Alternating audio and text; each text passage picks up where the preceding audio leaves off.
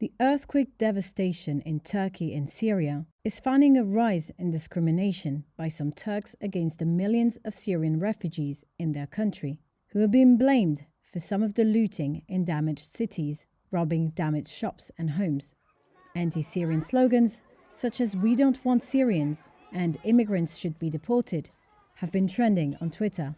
Syrians left homeless by the earthquake say they have been kicked out of emergency camps. It was a shelter for all people, and suddenly at 2 a.m. they kicked us out. They took us, we don't know who. People came and knocked on our door at 2 a.m., put us in buses and took us somewhere else where we stayed. The kids were sleeping.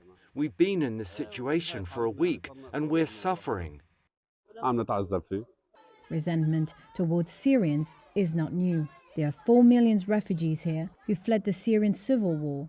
They're seen by some as cheap labor taking Turkish jobs and resources, but the earthquakes have exacerbated it.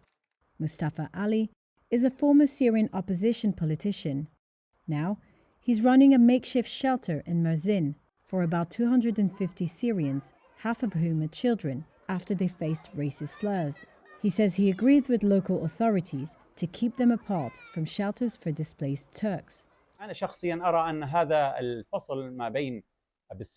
I personally think separating housing is a good thing. In cases like this, there are some details that no side, not the authorities or the cooperating sides and the NGOs, have a possibility to follow up on details that we can do without in emergency situations like this.